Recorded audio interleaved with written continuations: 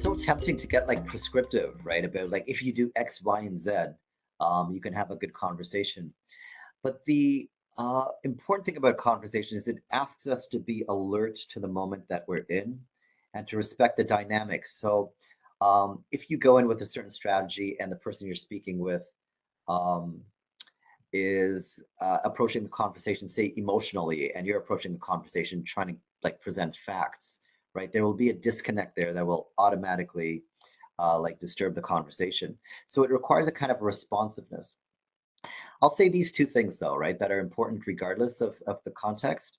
And the first is attention, right? You've got to pay attention and give good attention to the person that you're speaking with.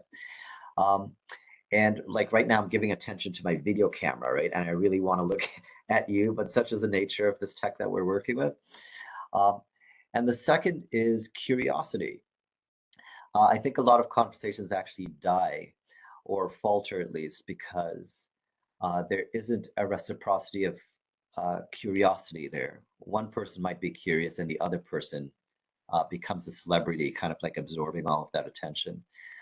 So those two things are good starting points to keep in mind, attention and curiosity. Reciprocity, that's a good third one too. It's so tempting though, right? Like the minute you say something I don't like, I'm done with this conversation. I'm willing to cut you off, block you, all of those things. And technology has made it so easy to ghost and block and do all of these things to people. Um, and this is why I sort of like the idea of families and all of that, right? Because you're locked into people who are very different from you. And this is like a fascination of my fiction. But you can't simply just cut them off, right? You're forced to struggle to live with a brother or sister who is messy while you're tidy, or a parent who holds one view that you've sort of outgrown or whatever. Like all of these things lock us into relationships that we can't escape easily, and certainly not for convenience or comfort. And so to be uncomfortable and inconvenienced by conversations, rather than quickly retreating to safety, right? And like, don't misunderstand what I mean by safe spaces and whatnot, but comfort, right? So we shouldn't be so eager to like retreat to places where we feel comfortable.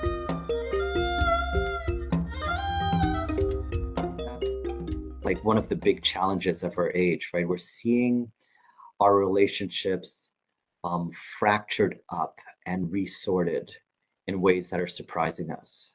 You know, so you thought your friendships existed across like a number of domains, and then there's this one issue that you or your friend is doubling down on, and it's destroying the friendship. It's now taken up like 90% of the space in the friendship, and you don't relate anymore.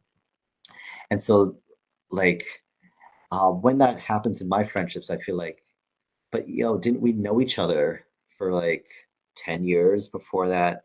Don't you know me better than to like reduce or like typecast me as part of like the group, the left or the right or whatever, rather than seeing me individually?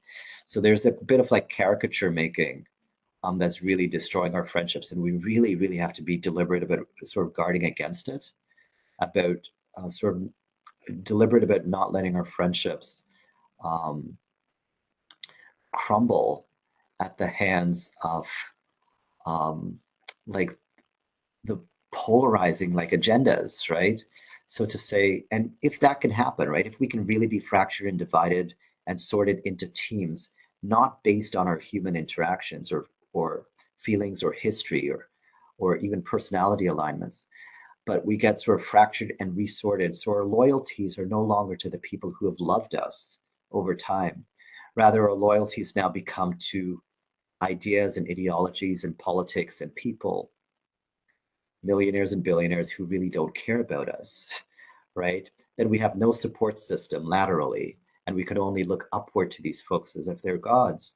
So I think we have to be really careful, but not letting like our disagreements politically destroy our relationships. We still need each other, even if we disagree with each other.